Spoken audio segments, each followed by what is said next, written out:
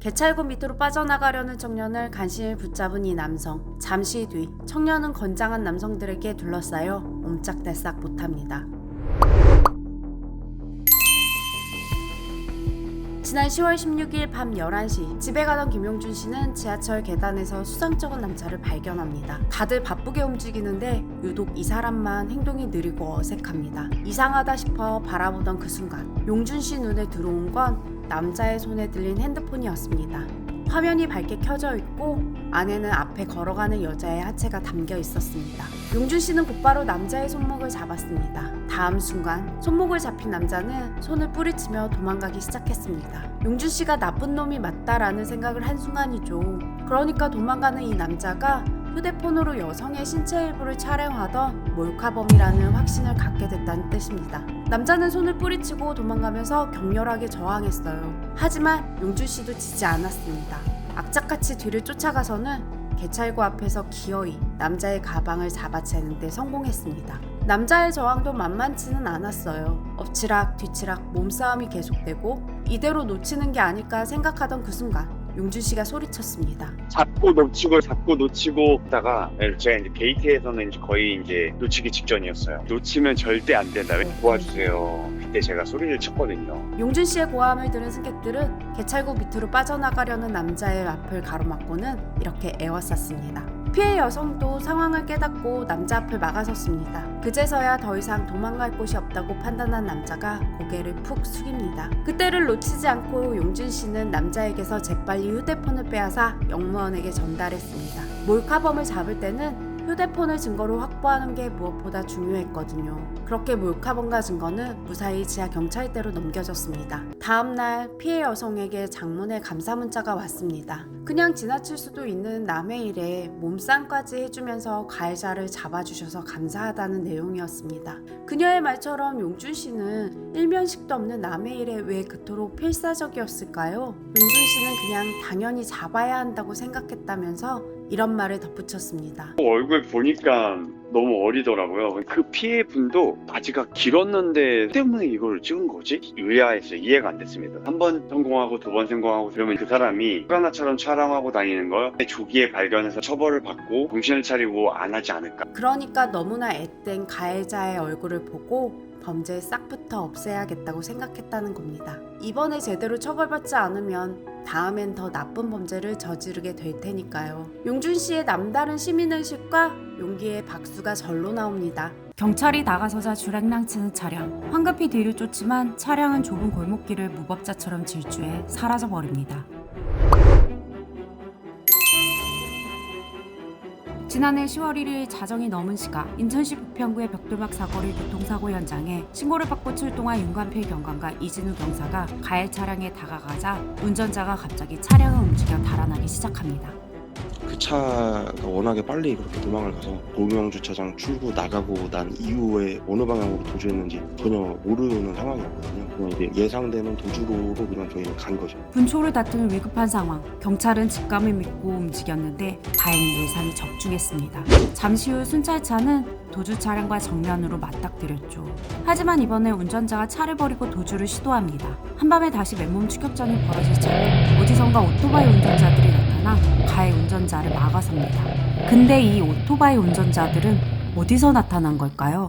사실 이들은 가해자가 경찰차를 따돌렸을 초반부터 내내 가해 차량을 따라왔다고 합니다. 이 오토바이 운전자는 아까 가해 차량이 도주를 시작할 때 멀리서 이를 지켜보다가 헬멧을 쓰고 추격을 시작했고, 또 다른 오토바이 운전자는 가해 차량이 경찰을 따돌리기 위해 공용주차장에 진입하자 따라붙기 시작했습니다. 운전자가 차단기를 그대로 밀어서 주차장을 빠져나간 뒤에는 두 오토바이가 양옆으로 갈라져 차량을 추격했습니다. 그렇게 우여곡절 끝에 만난 가해 운전자와 경찰관, 그리고 가해자의 도주로를 막은 오토바이 운전자들. 실랑이 끝에 경찰들은 마침내 가해자에게 수갑을 채우는 데 성공합니다. 알고 보니 경찰이 가해 운전자의 도주 방향을 맞춘 건 운이 좋아서가 아니었습니다. 주차장을 빠져나가서 도주한 방향 쪽이 모텔 촌이거든요. 길이 되게 경사도 많이 지고 길도 좁고 그래요. 아마 그 차가 도주하기에는 지금 힘이 들 거다. 그래서 쪽을 좀 배회를 하다가 아마 다시 큰 길 쪽으로 나오지는 않을까. 그러니까 평소 순찰할 때 지역의 특성을 잘 익혀뒀기에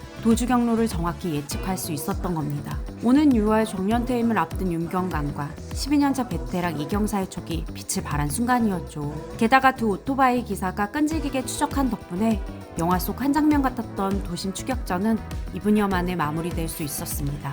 잡고보니 운전자는 만취 상태의 외국인이었다고 해요. 한국 경찰의 수사에 대한 거를 좀 우습게 봐서 도주하면 그만이다. 한국 경찰한테 잡혀가지고 지금 인권 침해를 한다는 식으로 이제 수갑 채우고 뭐 이랬다 이거죠. 반성은커녕 본국으로 보내달라며 아나무인으로 대응한 가해 운전자를 조사한 두 경찰은 가중처벌이 필요하다고 판단했습니다. 1차 사고 났을 때 피해 차리 이제 두 분이 통증을 많이 호소를 하는 상황이었고, 그래서 저희가 이제 입건한 죄명은 형사법상 도주치상이라고 해서 어떤 인적 피해를 내고서 조치 없이 도주한 부분, 그거랑 공영주차장 시설물을 손괴한 부분에 있어서는 도로교통법상 사고 후 미조치 이런 개념으로. 두 경찰은 교통사고 현장을 그냥 지나치지 않고 끝까지 협조해준 두 오토바이 기사님께 다시 한번 감사 인사를 전하고 싶다고 해요.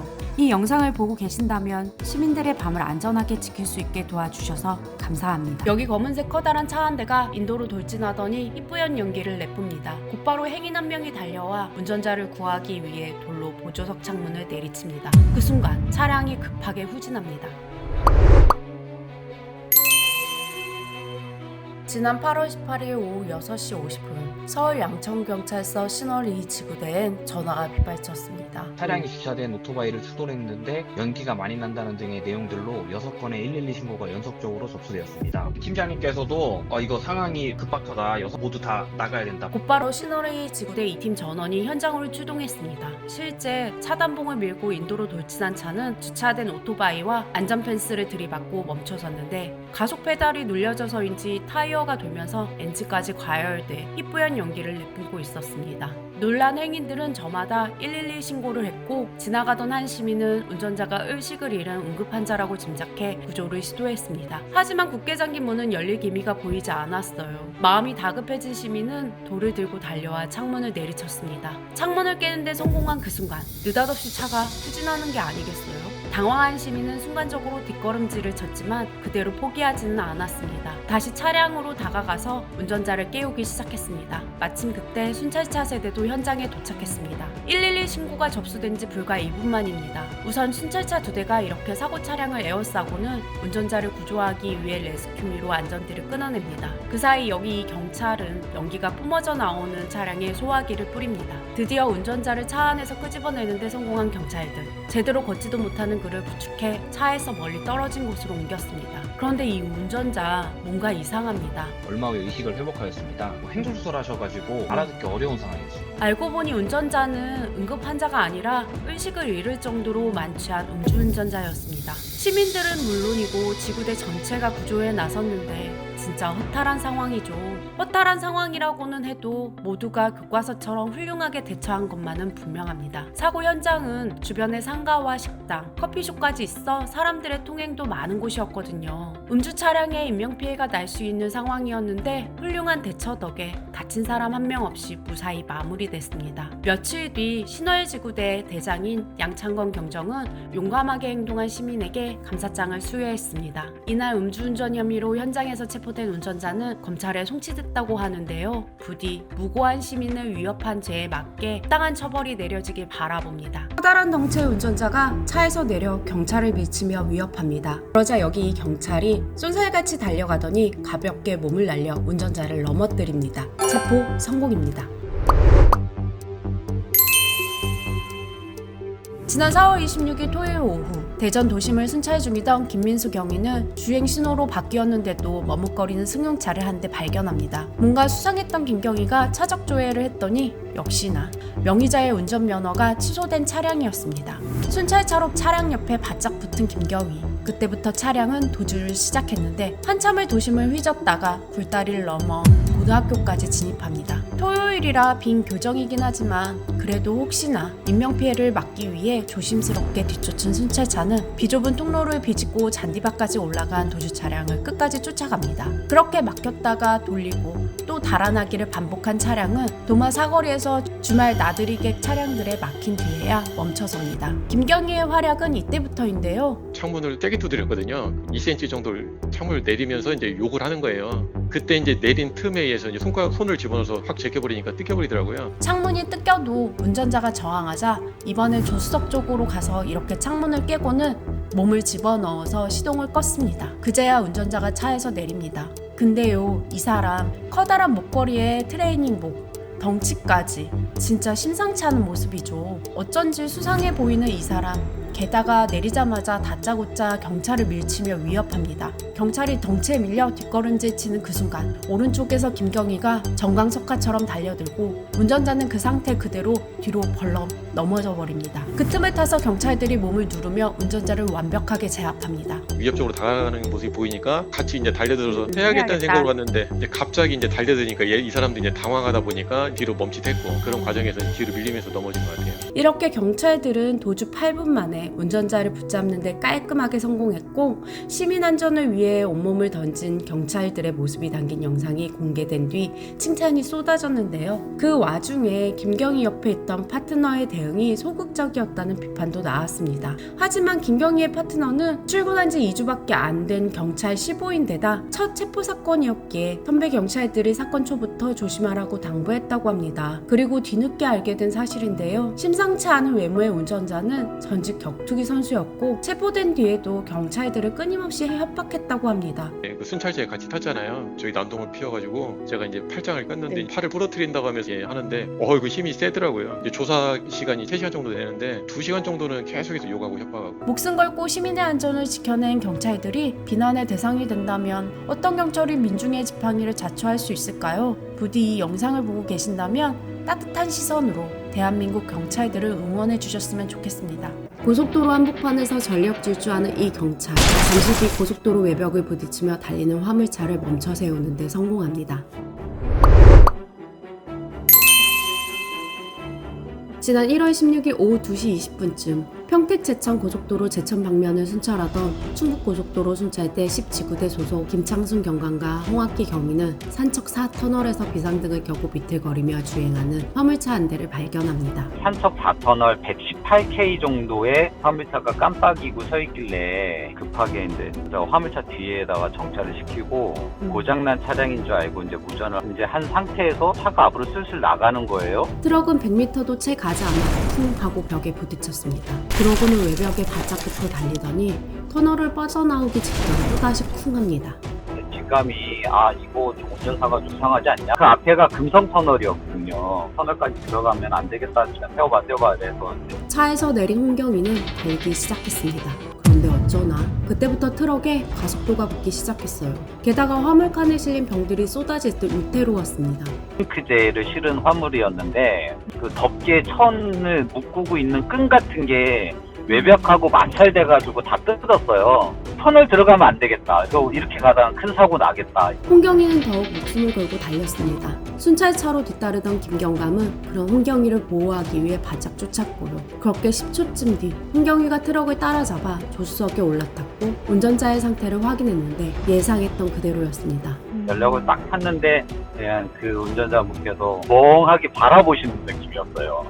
그래서 이제 브레이크 그래가지고 이제 잡으셔가지고 운전자는 의식이 희미한 상태로 온몸을 부들부들 떨고 있었습니다. 위급한 상태라는 걸 눈치챈 홍경희는 운전자를 급히 순찰차로 옮겨 태웠고 이후 운전자는 안전하게 병원으로 이송됐습니다. 트럭도 안전하게 견인 조치했고요. 검사 결과 운전자는 2주 전 심하게 앓은 감기 후유증이 폐렴으로 악화된 데다 평소 앓던 당뇨병 때문에 저혈당 쇼크까지 온 상태였다고 해요. 홍경희의 빠른 결단 덕에 더 큰 사고를 막을 수 있었던 겁니다. 근데요, 홍경희가 이렇게 대담한 결정을 할 수 있었던 데는 운전대를 잡고 있던 파트너 김경감에 대한 신뢰가 있었다고 하는데요. 중앙경찰학교에서 운전 교관님을 하셨기 때문에 운전은 좀 잘하시거든요. 뒤에서 다른 차들 브로킹을 해주니까 그분 믿고는 뛴 것 같아요. 파트너에 대한 믿음 하나로 무모하리만큼 용감할 수 있었다는 홍경희. 진정한 어벤져스 같지 않나요? Trash. Why are you all doing this? Because we love Korea.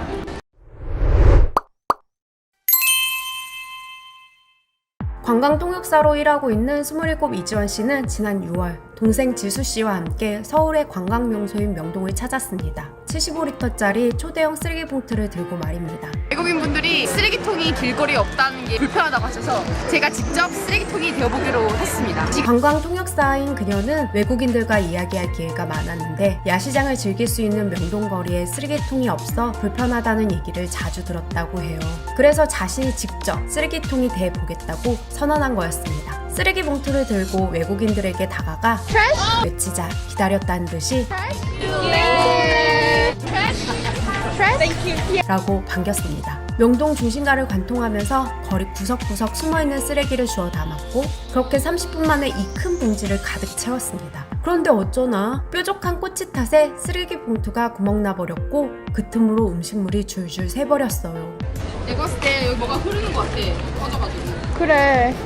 맨손으로 꼬치를 빼서 다시 집어넣은 지원씨. 명동 야시장 입구에서 인증샷을 찍고 쓰레기통이 있는 곳으로 향했습니다. 그 모습을 본 환경미화원들은 놀라워했어요. 네. 아니 저기부터 여기까지. 여기까지 와서 쓰레기통이 없다 그래가지고 우리가 사과를 했어요. 네, 수고하세요. 지원씨는 이 영상을 자신의 유튜브를 통해 공개했고 이를 본 네티즌들은 애국자가 따로 없다며 찬사를 쏟아냈습니다. 이후 지원씨는 지난 7월 말 다시 명동으로 향했어요. 이번엔 친구 김소연 씨와 소연 씨 동생 서연 양까지 3명이서 말입니다. 분리수거를 해야 된다고 댓글이 막 달리더라고요. 근데 저는 이게 플라스틱에 뭐 음식이 묻으면 분리수거가 안 된다고 이야기를 들었어가지고 그냥 다 합쳐서 버린 건데 그러니까 이번에는 구독자들의 요청에 따라 분리배출을 통해 보다 완벽한 거리 청소를 하기 위해 이곳을 다시 찾은 거였습니다. 불볕더위가 기승을 부리던 7월 오후의 말입니다. 비닐장갑과 음식물 쓰레기 봉투도 챙겼답니다. 서연아 이거 몇 분 걸릴 것 같아? 이거 75리터? 한 3시간? 3시간? 5시간? 5시간? 예상과 달리 75리터 대봉투를 채우는 데는 40여 분밖에 걸리지 않았습니다. 특히 음식물 쓰레기 봉투는 들기 힘들 정도로 가득 찼는데 먹다 남은 음료와 다양한 길거리 음식들이 여기저기 숨겨져 있어 일반 쓰레기만큼이나 많았다고 해요. 아, 저거 봐. 수상하지 않아요? 저거 뭐야. 트래쉬예요. 수상한 검은 봉지는 물론 담배꽁초까지 주워 담은 지원씨는 지하철 4호선 명동역 6번 출구에서 출발해 예술의 극장을 지나 지하 쇼핑센터까지 500m가 채 안 되는 거리에서 쓰레기를 주우며 많은 생각이 들었다고 합니다. 댓글창에서도 감론 을박이 있더라고요. 근데 노점상 연합해서 쓰레기 내 집에서 먹은 게 아니더라도 쓰레기를 같이 모아와 주면 이게 불법적으로 길거리에 투기되는 게 훨씬 줄어들지 않을까. 앞으로도 명동은 물론 관광명소를 돌며 쓰레기 줍기를 하겠다는 지원씨. 명동에 오는 많은 외국인들이 정말 이 명동이 아주 깨끗하고 한국은 좋은 나라구나 라는 생각을 하셨으면 좋겠어서 이렇게 쓰레기를 시간 남에 와가지고 줍고 있습니다. 어때요? 이 정도면 관광 통역사는 부캐, 대한민국 홍보대사가 본캐라고 해도 손색이 없지 않을까요? 아이들 이제 퇴근할 때 아니면 제가 퇴근하면서 이제 오늘도 고생해줘서 고마워 얘기를 하고 출근한 친구한테는 오늘도 수고해줘 이런. 경기도 안산시 월피동에 있는 이 카페에선 사장님이 정한 규칙 때문에 출퇴근이 영 자유롭지 않습니다. 악덕 고용 주냐고요? 아닙니다. 그 반대입니다. 이곳에서는 직원들이 출근해서 일을 시작할 때나 일을 끝내고 퇴근할 때 서로를 꼭 끌어안아줘야 하거든요. 이렇게 말입니다. 온기를 느낀 사장님은 가끔, 아니 사실은 자주 눈시울을 붉힙니다. 두 번째로는 죄송합니다 금지 매장이에요. 사회에 나가면 내 잘못이 아닌데 죄송하다고 해야 되는 일들이 너무 많잖아요. 여기에서만큼은 하지 마라. 죄송합니다 하면은 시급 100원 차감이야. 시급 차감 벌칙까지 걸고 손님에게 사과하는 걸 막는다는 사장님. 이 독특한 규칙은 대체 뭔가 싶죠. 그리고 마지막 3번째 규칙은 자기 자신을 지키고 존중하는 것이라고 합니다. 세상에 괴롭힘을 당해도 되는 사람은 없고 손가락질 받아도 되는 사람은 없어요. 나이가 많든 어리든 본인은 누군가의 소중한 사람이고 본인 자체가 존중받아야 하는. 사장님이 이런 특별한 규칙을 세우게 된 데는 아픈 사연이 있다고 합니다. 학창 시절에 이제 집단 괴롭힘을 당해서 지금까지도 트라우마로 이제 우울증이랑 공황장애랑 이제 수면장애도 있어요. 비행기피증도 아직도 약간은 남아있고. 외소했던 체격으로 또래 친구들에게 괴롭힘을 당했다던 사장님. 후유증으로 교복만 봐도 발자국을 일으킬 정도로 힘든 시간을 보냈다고 해요. 결국 고등학교를 다 마치지 못하고 중퇴해 검정고시로 졸업장을 따게 됐지만 그 뒤로도 사회로 나오긴 쉽지 않았다고 합니다. 땅판 보던 거를 종아리에서 뭐 허벅지에서 허리, 눈을 맞추고 대화를 해야 되는데 눈 맞추기까지가 정말 오래 걸렸어요. 하지만 평생 땅만 보며 걸을 순 없다고 생각한 사장님은 용기를 내 세상 밖으로 나오기 시작했습니다. 4년 전 이 카페에서 아르바이트를 하게 된 것도 그 과정이었죠. 그렇게 3년 손님들을 일일이 챙기고 성실히 근무한 덕분에 지난해 알바생에서 점장, 즉 사장으로 신분 상승을 할 수 있었습니다. 이후 매장은 동네 사랑방처럼 온기가 넘치는 공간으로 변했습니다. 배달기사님에게 무료 음료 서비스를 제공하고 수능을 앞둔 수험생들에겐 응원의 하트를 힘껏 날립니다. 얼마 전 청각장애인 손님들에겐 직접 음료를 가져다 주면서 맛있게 드세요 라는 수어 인사를 건네 유명세를 얻기도 했었죠. 배달 손님들과도 소통을 이어갔는데요. 2월 29일이 생일이라는 한 손님에게는 주문을 할 때마다 서비스와 함께 쪽지나 리뷰로 자신의 마음을 전합니다. 알게는 방법을 찾고 나와서 이제 죽고 싶다가 아니라 나도 살 수 있어가 됐으면 누군가는 내 도움이 필요할 수도 있고 내 말 한마디에 행복해질 수도 있고 그 마음을 가졌으면 해요. 이런 소망을 전했는데요. 이런 마음이야말로 나이와 상관없이 진정한 어른의 자세가 아닌가 싶습니다. 지구대를 찾은 외국인이 서류 작성을 끝내곤 눈물을 훔칩니다. 그리고 몇 시간 뒤 이 외국인은 중년 여성을 만나 또다시 눈시울을 붉히게 됩니다.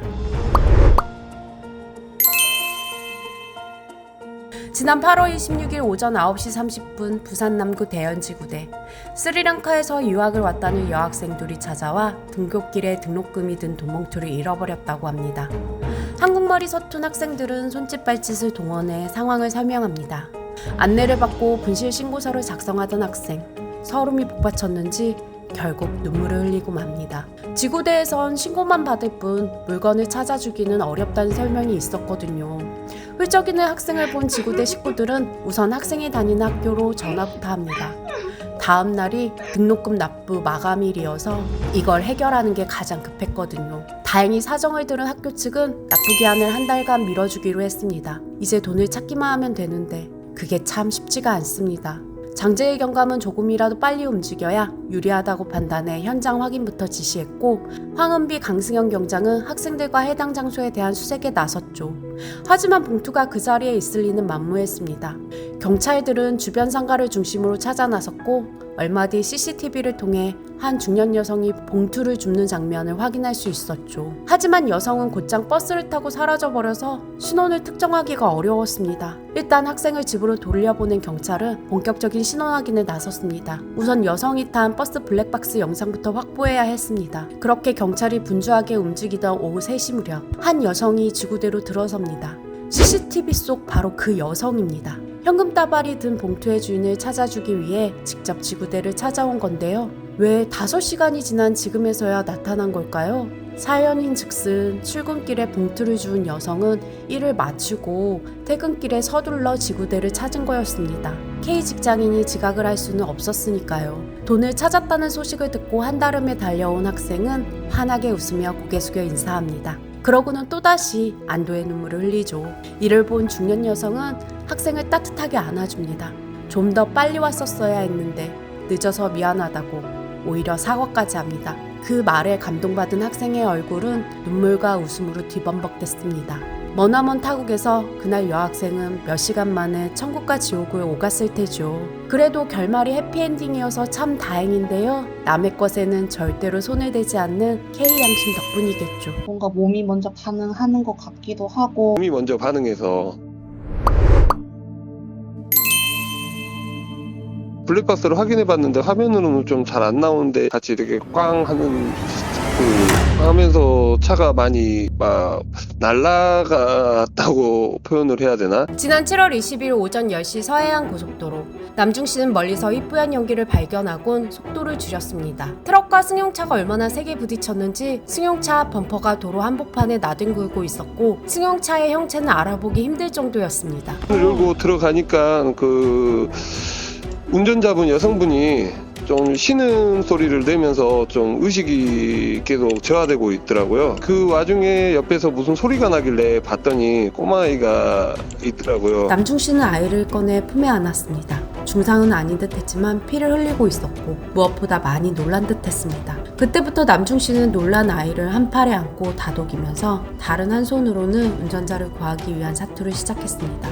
운전자는 하체가 운전석에 끼어 쉽게 빠져나오기 어려운 상태였거든요. 제가 아이를 안고 있는 상태에서 한쪽 손으로 차량 문을 밀고 다리를 이렇게 옆으로 젖히고 하다 보니까 딱 나올 수 있는 공간이 조금 생기더라고요. 구조를 하는 중에 이제 의식이 조금씩 회복이 돼서 움직일 수 있겠냐고 계속 질문을 하니까 몸을 움직이시더라고요. 그렇게 3분 만에 구조에 성공한 남중 씨. 그런데 어쩌나 남중 씨의 손을 잡고 나오는 운전자는 맨발에 피가 범벅된 얼굴로 딱 봐도 경상은 아닌 것 같았어요. 제대로 서 있는 것조차 힘겨워하는 운전자를 간신히 안전지대까지 옮긴 남중 씨. 그렇게 119 구조대를 기다리는 동안 나타난 사람이 있었는데요. 친정에 있는 4살 딸아이를 데리러 가던 김성령 씨입니다. 성령 씨는 사실 남중 씨가 고군분투하는 사이 도로 한복판에 떨어진 범퍼를 지우고 이렇게 밀린 차들이 빠져나갈 수 있도록 했고, 운전자의 상태가 심상치 않은 걸 본 뒤에는 여성 운전자에게 다가가 맥박을 짚기도 했습니다. 그 사이 남중 씨도 능숙한 솜씨로 아이 얼굴에 흐른 피를 지혈하면서 닦아냈고요. 두 사람 뭐하는 이들이기에 이렇게 손발이 척척 맞는 걸까요? 사고 나고 그날 저녁 오후쯤에 전화가 오시더라고요. 다행히 큰 부상 없이 괜찮으시다, 감사합니다라고 그러면서 저는 사실 이제 이렇게 소방 근무사다 이렇게 말씀하시길래 저는 간호사다 이렇게 하면서 서로 인사했거든요.